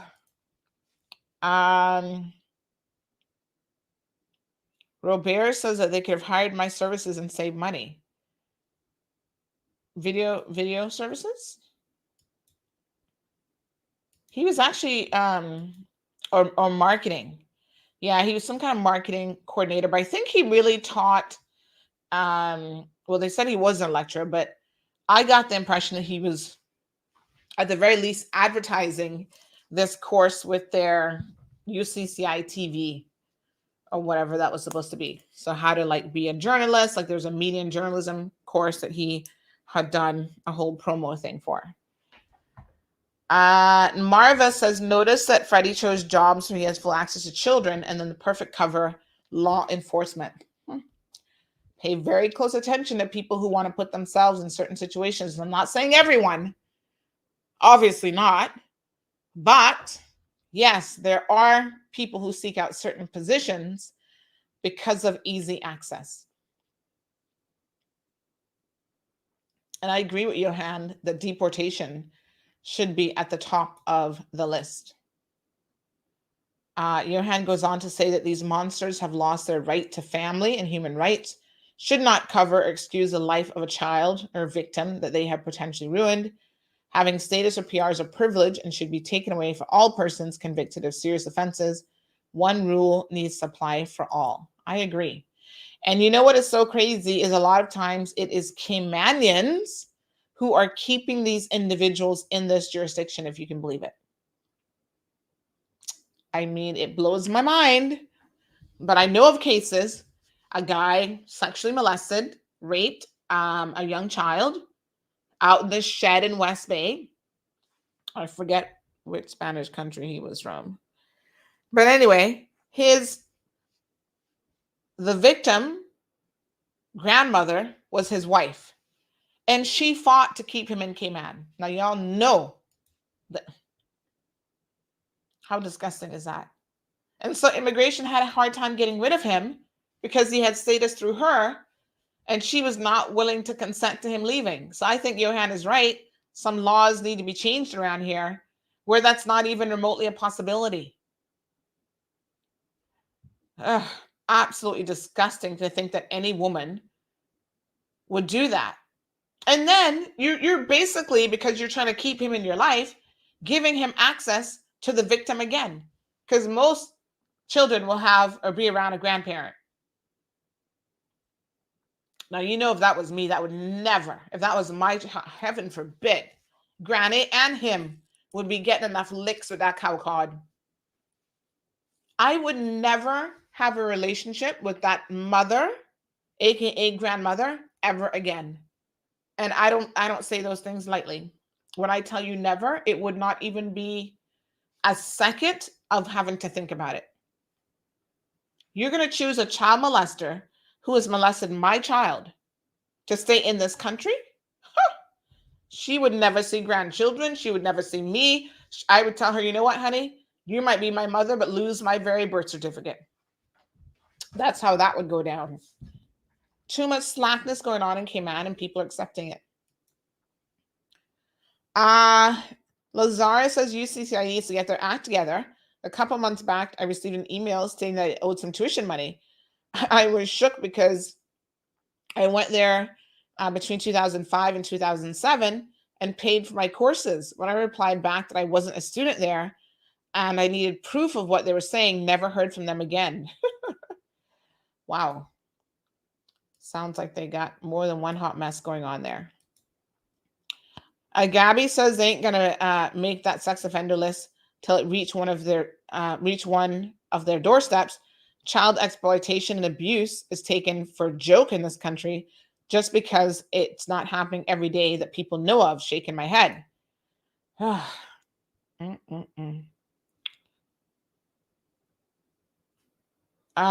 Louise says we all mostly eat chicken. We throw away the bones. Some things are not good to fuel. Maria Johan says you're perfectly right. I've been preaching that for years. Thank you, Jess. Thank you, Miss Patricia. Says he should not even be around his own children. Well, I would be concerned if I was his wife, beyond concerned, that, that this has happened because, my God, I don't know what to say. Right? I couldn't stay with someone that was looking at child porn, especially if I had a child. I mean, under no circumstances, but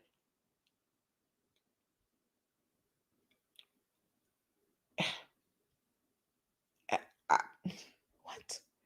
Like, you could never have that man be around your children ever again and not wonder, is he looking at my children as sexual objects? That's what I would be like. I could never be comfortable in a situation like that.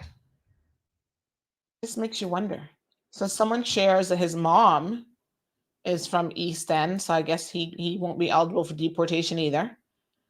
And then apparently his wife has gone to England with the kids. Well, let's hope she keeps them there. Sad situation. These people don't think about their victims and the impact that they're having on them. They don't think about their own family members and the impact that they're having on their family. They just don't care. They are just being super selfish. All right, folks, let me take a quick commercial break. And I do want to share, you know what? Let's lighten it up a little bit because, boy, this has been a heavy morning talking about these women beaters, wife beaters. And then on top of that,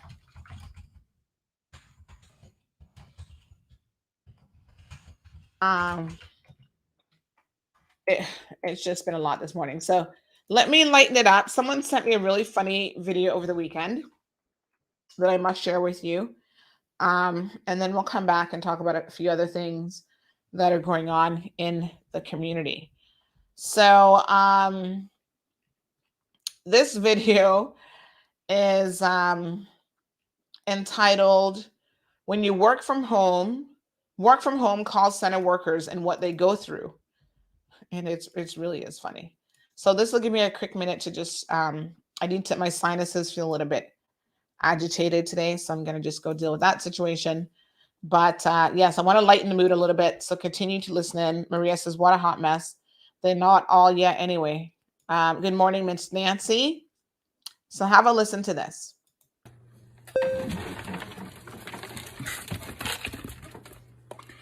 Hi, welcome to Flu. Technical support. You're speaking with Wes. How may I assist? Hello? Yes, hello. How may I assist? For last time, my internet now work. I'm giving them a dirty money. I want my internet. You're not receiving any internet connectivity? No, you're deaf. You not hear me. Open up your ears, right, sir. Happy to assist. May I have your name for reference? My name? Yes, please. My name Margaret. Okay, thank you. But my friend will call me Fluffy with an F. All right, Margaret is just fine. Miss Margaret, let me do some checks on your account. May I have your account number, please? Sir, I'm gonna remember that. Is the number you're calling from the same on the file? I have to know, sir. Why you question me? Turn on my Wi-Fi and stop asking foolishness. I am sorry for the inconvenience. Let me try your number to access your account. Can I put you on a brief hold? Hurry up, man, because I waste my time. Because from last time, I tried... God, take me out of this foolishness. Take me outside. You see the problem, God.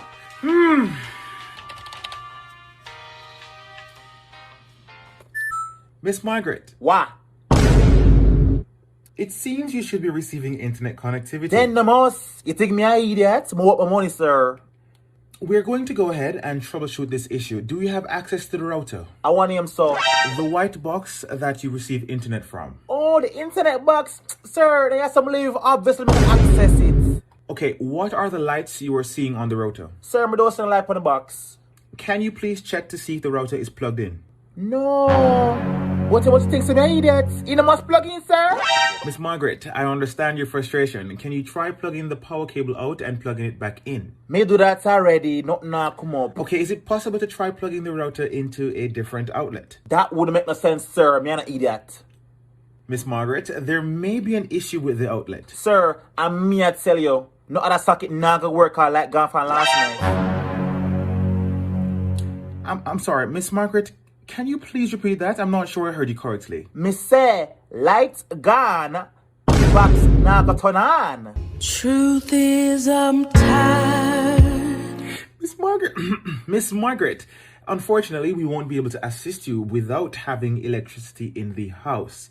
However, if you are not receiving internet connectivity after your electricity is reconnected, please feel free to call us back. So you really still don't something and waste my time? Miss Margaret, is there anything else I can do for you?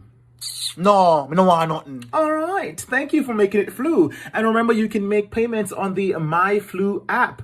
Please do have an extraordinary day. Sir, come on my phone, please.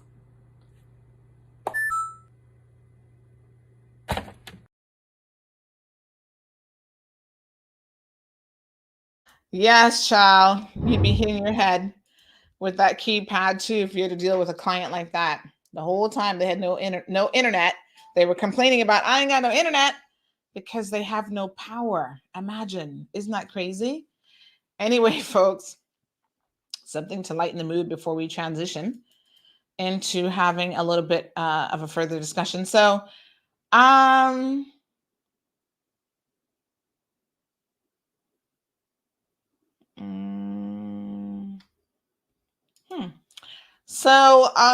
listen, quite interestingly enough,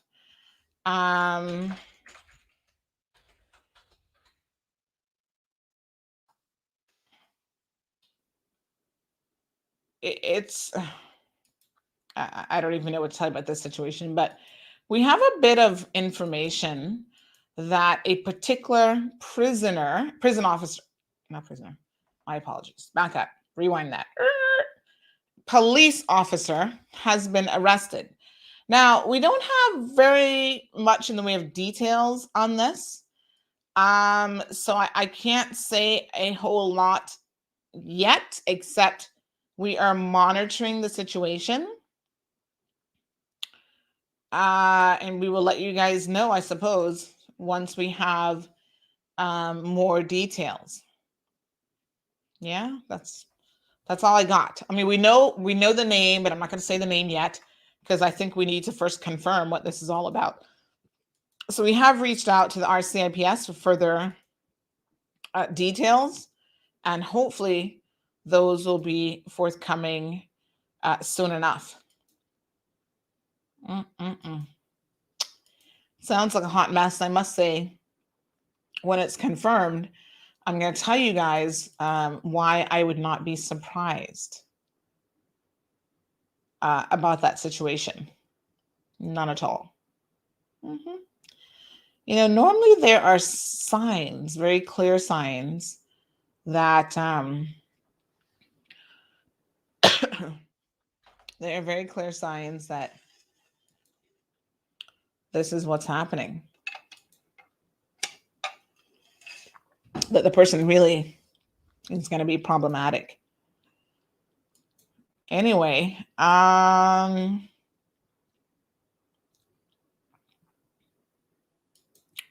me just see what else we've got here for you. So,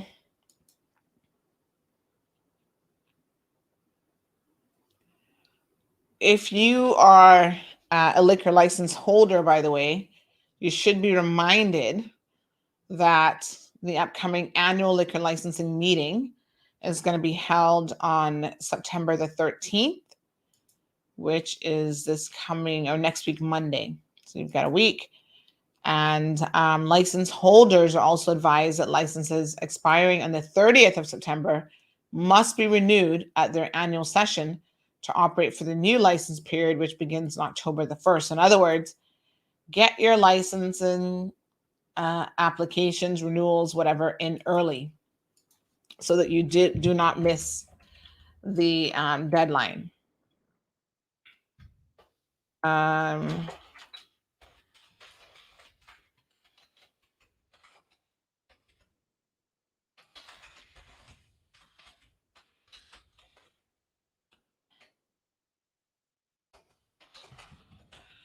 right.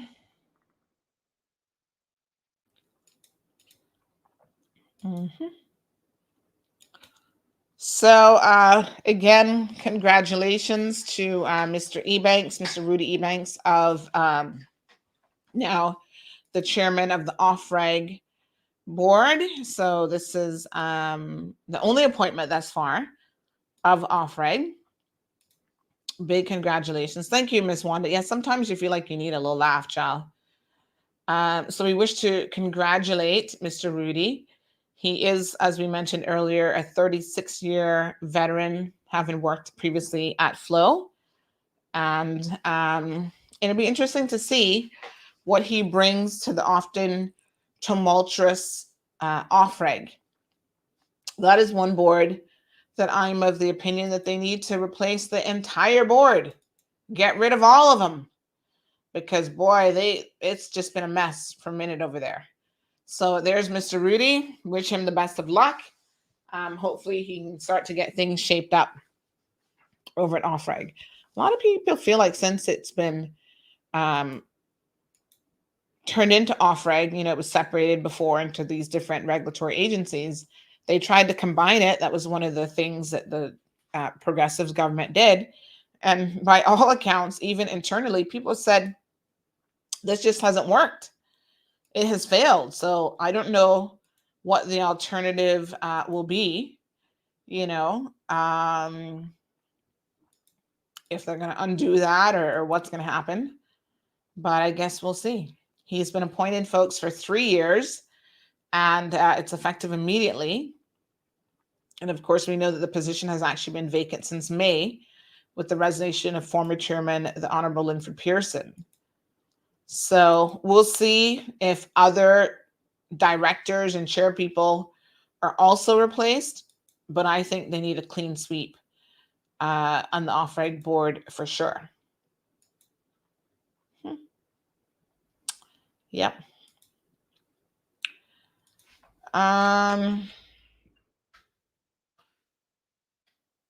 Let me see here.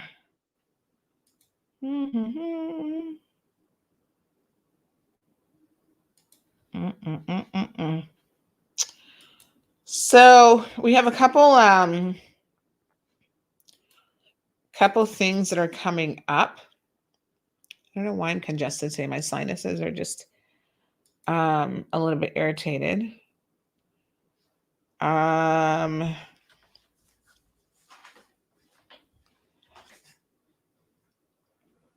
All right. So on Friday, they had it came out Friday morning, but anyway, they had swearing in of these QCs.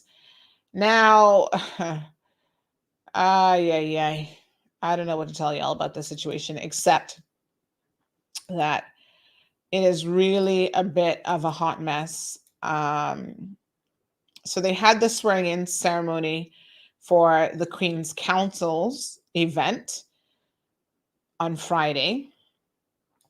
Of course, Alden McLaughlin was there. His supporters have been sending out congratulations to him.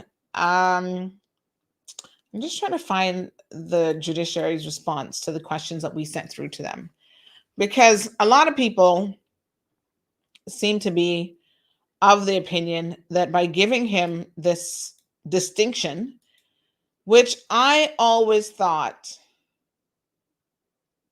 that this was not an honorary distinction, but a practical one. So, you got the designation of QC because you're actually a practicing attorney. But it turns out that does not appear to be the case. So did we ever get a response to these? Let me just check here. No, we're still waiting on the judiciary to respond.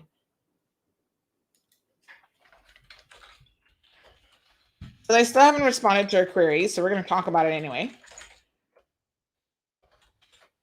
It's interesting that they have refused to respond. And this is whenever people don't respond to stuff, the automatic assumption is you must have something to hide. These are very straightforward and simple questions. Why would you respond to them? It's just very, very bizarre.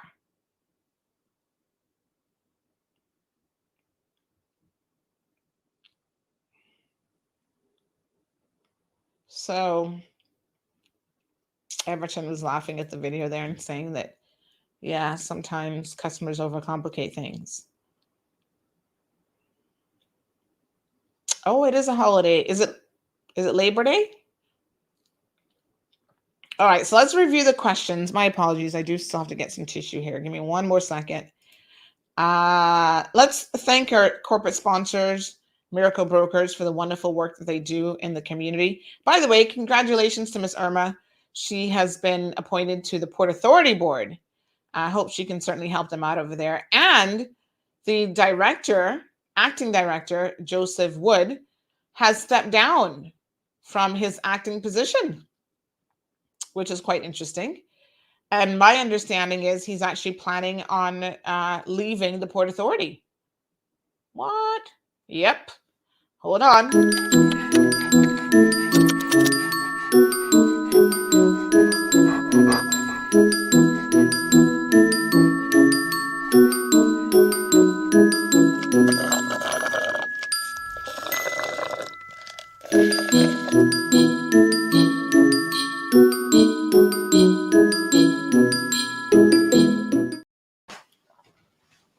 Yes, bit of news there.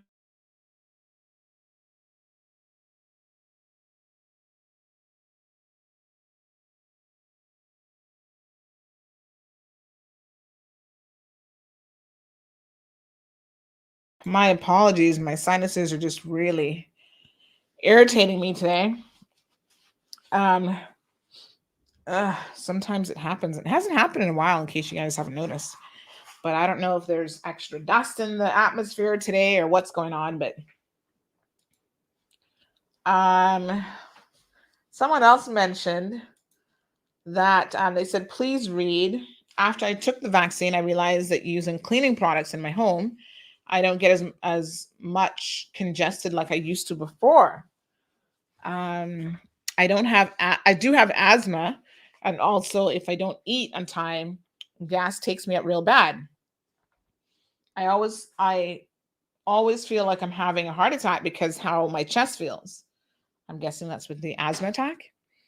Last week, I went to visit some seniors from around 11:30 until 4:30, and I did not have any lunch before I went out, and I did have a proper breakfast. So gas took me up really bad, and normally with my gas pains, it's like I'm having a heart attack plus so much. Also, my stomach is not well, but this time it was only my stomach, and only thing I can think of differently was that I took the vaccine. Well, who knows? I think that, like I've said on this program numerous times, causation is one thing. Coincidence in circumstances and time doesn't necessarily mean good or bad, that it has anything to do with the vaccine. So these are anecdotal stories that may or may not have any real, connection to the vaccine. But, you monitor and you report these things. There could be so many different things that impact whether you have gas or not. I mean, trust me, I had a gas pain on, what day was that? Yesterday morning? Yeah, I had some gas pains take me really bad. heartburn, and you're like, oh my God. But I find a little sip of straight vinegar seems to be a cure-all for any gas pains that I have. I remember one night I was having some bad indigestion. I read that somewhere on the internet, taking internet advice, child. And so, I started using it since then. It seems to work. But I think the thing to do is to make sure you're eating properly and you're eating the right kind of foods. That oftentimes helps with starving off gas pains and indigestion. So the directors at Cayman Airways. So listen, a lot of the boards are finally being appointed, right? So let me just pull up which ones I have. There's been a few. I think education has been changed out. Port Authority. We have, which one is this? The Pharmacy Council. They have been changed out now as well. Also, the UCCI, University College Act. So UCCI has 3 new board members. It sounds like UCCI should be replaced entirely. But anyway, they have 3, so we can have a look at those. I'm trying to remember. So Cabinet has appointed the Board of Cayman Airways. We have Jude Scott as chairman, John Paul Clark as deputy chair, Stephanie Ebanks as director, Shauna Miles Can as director, Robert Hurlston as director, Marco Archer as director, Chris Bergstrom as director, and Tyrone Wells as director. I don't really know anything of interest about any of those individuals. And then for the Port Authority Board, I think Mr. Jude Scott works in finance. Am I correct? Or is that his brother, Danny? I always get them confused. Jude is the youngest one, right? He's very handsome. So I don't know anything about them. I guess they'll be okay. Mr. Marco obviously is a former finance minister, so he should be well placed to help them get through what undoubtedly will be a tough financial situation because of COVID. So we have on the Port Authority Board, Klein Glidden as chairman, Richard Parchment as deputy chair, Irma Arch as member, Edgar A. Bodden as member, Jacqueline Scott Rankin as member, Matthew Adam as a member, and Carolee Giovanni Bolin as a member. I must tell you that if I'm speaking quite frankly, there were people who were concerned about what appears to be some political people being appointed to the Port Authority Board, namely the chairman, Klein Glidden, and deputy chair. They felt like those 2 individuals have UDP connections, and this was going to be business as usual. The UDP just never had a very good reputation for being an organization that respected proper procedures and protocol. Now, obviously, the UDP is no longer around. They've kind of fallen away, and there are remnants of them here and there. But hopefully, these board chairpersons, including Mr. Klein Glidden and others, will understand that there's a new sheriff in town in terms of oversight, even in media. And so we don't care what your political affiliations are. We don't care if you're even a member of the government. You need to do right by the people of the Cayman Islands, and you have a great responsibility on your shoulder when you take up these positions as board chairs and members. And we certainly hope that you take that responsibility very, very seriously. I have sat on a board before, and I knew that for some board members, it wasn't about doing the job that was before them. It was about showing up for a free lunch and getting the day off from work to just gossip and chat with other board members. That was a very long time ago. So I certainly hope that things have changed since then, and that people are understanding their professional obligations. They are subjected to certain rules as it is that they need to be mindful of. So I hope that all board members know that you will be scrutinized. And in fact, a particular board member was in court last week. I need to go to court today to get the details of this situation. But they were in court last week for some infractions as it relates to the employment law. And people were like, hold on, how can this person be on a board when they are looking at a sentencing for failure to have a standard health insurance contract, failing to make pension contributions, multiple counts dating back to 2017. How did this person even get on the list of being considered for a board member? At the very least, you should be someone that follows the law and respects the law. I cannot argue with that point. We will certainly explore the positions in relation to this individual and whether or not they have paid any of those. I mean, obviously, they were being sentenced, so I guess they still haven't made it right. But we'll get the details and we'll be reporting on that. You have to have some kind of standards, I think, when you put people on boards. It's just not political appointments, right? And I think that this government had said from the onset that one of the reasons why they were taking their time making their board appointments is that they wanted to get it right. They wanted to try and pick people who were professionals, well-respected in their own right, and who were getting the position for all the right reasons.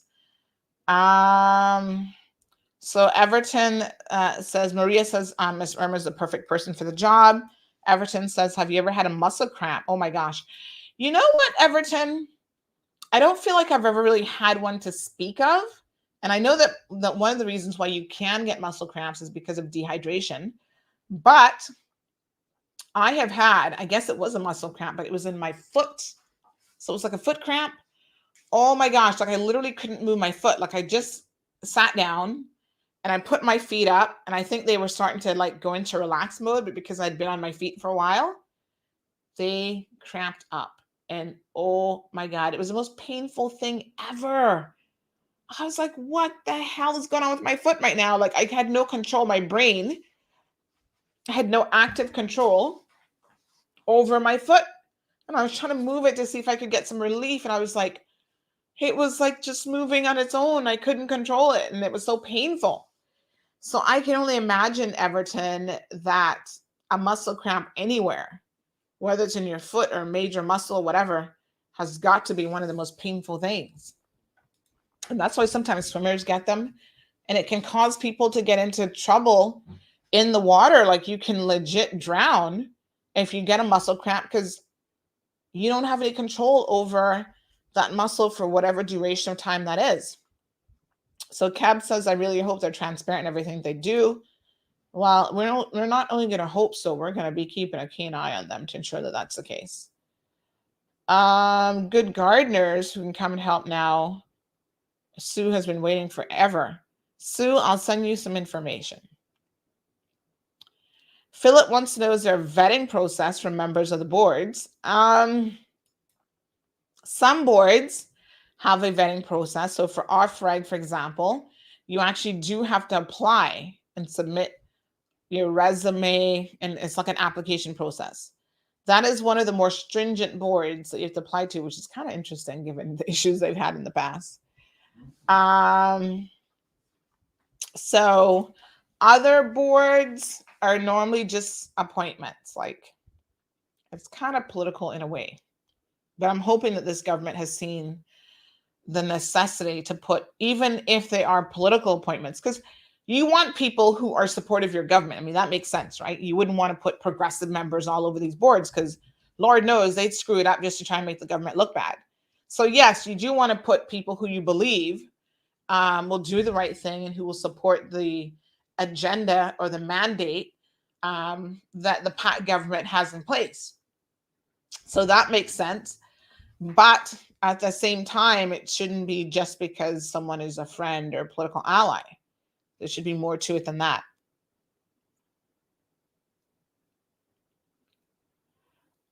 Ava says that CUC bills are crazy. Has anyone noticed that we are double charged? What with their fuel charge? What do you mean double charge? So they charge us twice for fuel? I haven't looked at mine yet, so I don't know.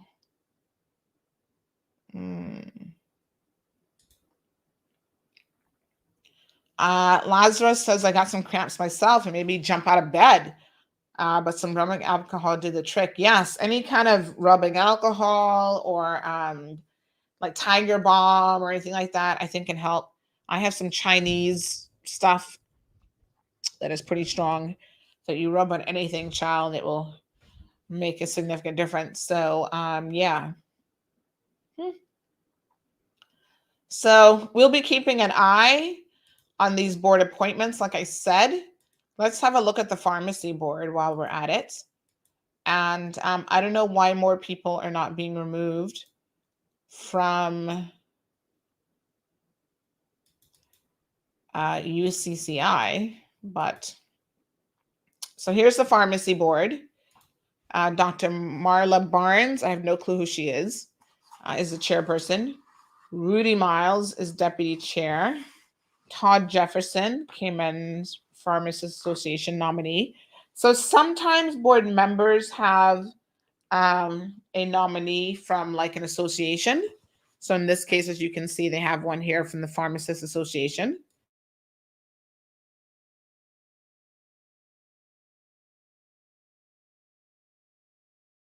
We also have Winsome Jefferson, Kevin, is that Gipple, and Dr. Carlene Webb.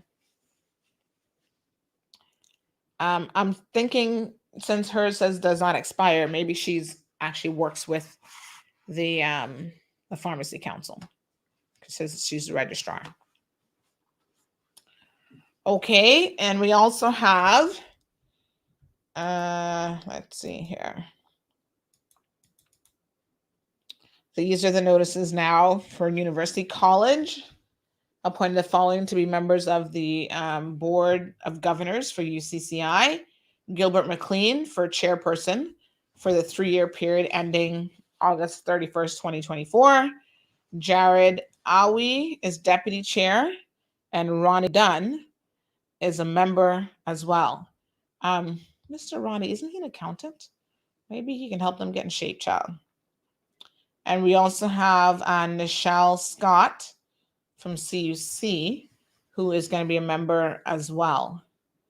Why wouldn't she be D? Why did they do ABC and then she's not D? Is that a typo? That was kind of weird how you almost kind of missed her because of how they kind of disconnected it from the others. How many people sit on this board? It is my understanding that when they do boards, they normally change out at least 3/4 of the board has to be changed with the new government. I think that's somewhere in a law. You can certainly confirm. If anyone knows, you can let me know. Yeah, Miss Sue, I know you brought it up before, and unfortunately, I do not have any real insider information on St. Ignatius, so there's not a whole lot that I can tell you about that one, except that I've heard it as well. And, they're no longer there. So many things can go on with these institutions, really. It's hard to say. Wish I could tell you more. So a bit of good news from the HSA as it relates to the COVID vaccine. So folks, this Wednesday, Thursday, the 9th, is the deadline to get your first jab if you wish to have it done before the borders reopen. Now, I told you guys last week that Jamaica has been doing a big vaccination campaign, and it looks like it's finally picking up there because enough people are dying where people are realizing that, oops, yes, maybe we need to get vaccinated. So this is some information. They've been keeping track of all of the people who have been vaccinated and what symptoms they have. So this is really, really important because a lot of people are talking about, oh, the vaccine is killing people and it's doing the most. And there's no evidence to actually support that. That's the thing, right? So the number one reported sort of issue has been soreness at the vaccine site. Now, these numbers here, this is over 38,000 reports. People could report more than one thing, up to 7 things. So they could say, yes, I have soreness. I had a cough and a cold afterwards. I had shortness of breath. I had dizziness, fever, headache, whatever. Now, it doesn't necessarily mean that it is caused by the vaccine. Just like the institutions in the US, they are reporting anything that people come in and say, hey, after the vaccine, this is what happened. Again, it could be entirely coincidental. After the vaccine, I started to grow hair on my chest. Okay. So they're going to add that to the list of side effects. They have a category called other because they were so non-specific. They just didn't even know what to call it or where to put it on the list. But the top 7 things that people complain about are the top 7 most common complaints of any vaccine, not just COVID. So soreness at the injection site. Listen, I had that, but to me, that wasn't something to report because it wasn't any different than any other needle. I mean, you get any injection in your arm, and it's going to be a little bit sore. You just had a needle go into your arm. So I'm surprised. I mean, I don't know if people had more soreness than others, but to me, that's not even something that's worth mentioning. You know, I'm not going to run and be like, oh, yeah, I got a sore arm from injection. Well, if I didn't have a sore arm, then I might believe the conspiracy theories that they never injected me in the first place. Because, you know, you expect a little bit of soreness. So anyway, that is the number one complaint. Muscle aches and fatigue, headache, fever, chills, swollen lymph nodes, nausea, and vomiting. So those are some of the top things there. Thankfully, I didn't have anything at all from the first injection or the second injection to speak of. Certainly nothing worth picking up the phone and reporting. The vast majority of people, 97% of those vaccinated, would have reported these sort of minor things, if anything, at all. So again, it's important to realize that, you know, those are very, very minor things, and they're actually on the little piece of paper that they give you as expected, like things to expect. Yes. 24% of the doses given have reported some side effects, with 35% reporting soreness at the injection site being the most common complaint. And then, like I said, they divided it up into the top 7 most common symptoms. And the majority of people fell into those. The data was collected from self-reporting patients on return from the second dose, as well as from reports submitted to the flu hotline or to practitioners providing care. So if you went to your private doctor and you said, oh, you know, I grew a third thing on my head because of this vaccine, they would have reported it to the HSA. The HSA points out quite rightly that large studies in big countries is where they can spot rare events. The importance of this information here, folks, is that first of all, it is necessary for us to recognize that people are not dying from COVID. So despite what people think and want to say, because I've heard this mantra here that everybody's dying from COVID vaccine, that actually isn't the case, and the numbers speak for themselves. So look at our population size in 2021 versus what it was in 2020. Look at the number of deaths, right? And then the mortality rate. We actually have the lowest mortality rate from the past 10 years for this same period, the mid-year population estimates from the ESO and the resident deaths, excluding overseas resident deaths, of course, is the lowest that it has been in some 10 going into 11 years. 1.4% compared to 2.7, 2.9, 3.1, 3, 2.7, and so on, and a high of 3.6 in 2019. So where are these mysterious people dying? Only God knows. But they're not dying here in the Cayman Islands.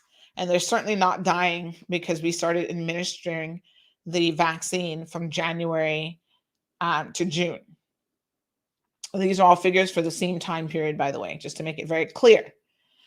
But, you know, we hear the reports on social media. Oh, CMR is not reporting that all these people are dying and everybody's getting sick from this vaccine.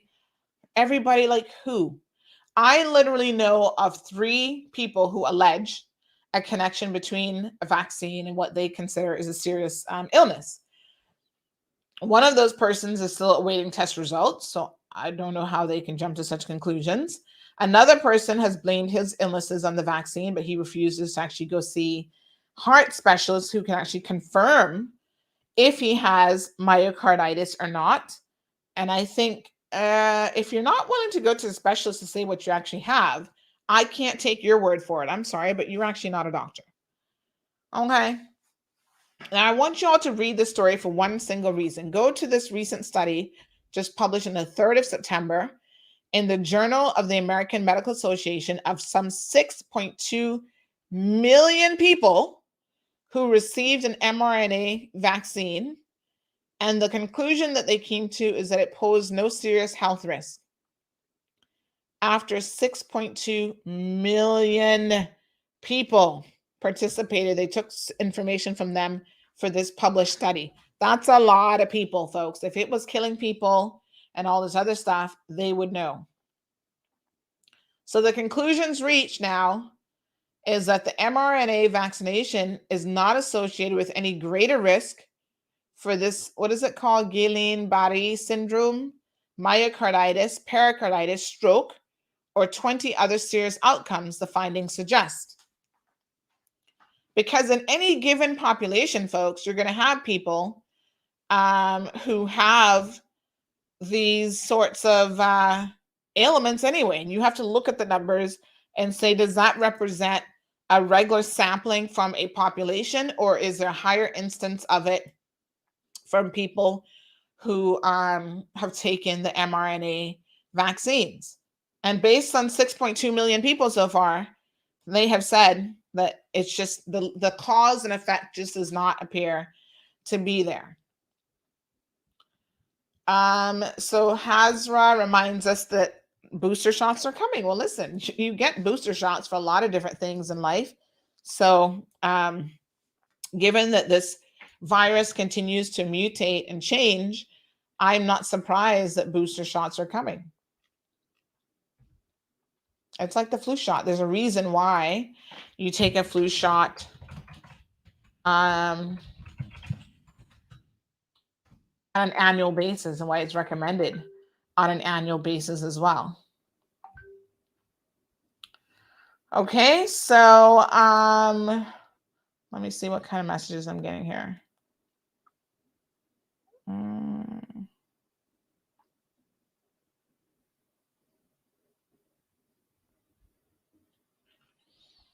What a hot mess.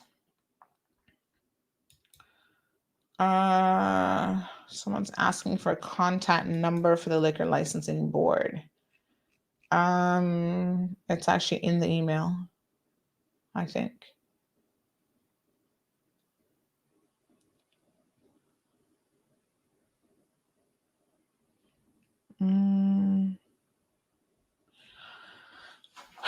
Okay, good folks.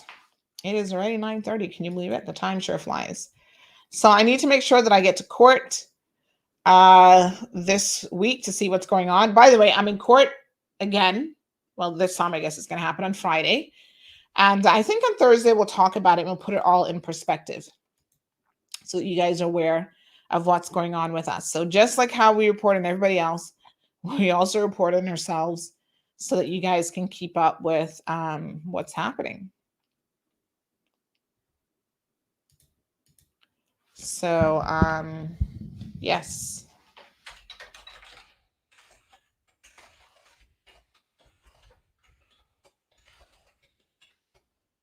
All right, good folks. Thank you guys so much for tuning into the program. I appreciate your support. Here for the tea, and hopefully we gave you some things to think about today. We'll be back tomorrow morning. I tell you what, I followed up just now with the with GIS to see if the judiciary intends to respond to our questions about giving out these awards, including one to the former premier. If we get an answer, if we don't get an answer, we'll talk about it tomorrow, because there's some serious questions that need to be asked about how he even got this award. I saw his supporters all over social media. That's fantastic. That's great. Congratulating him. Of course, congratulations, Alden. You didn't award yourself. So regardless, I guess you should be congratulated. But there's some questions about how a non-practicing attorney even gets this. It is very bizarre. Anyway, stay tuned for that. We'll chat about that tomorrow. And until then, you guys have a safe and beautiful day.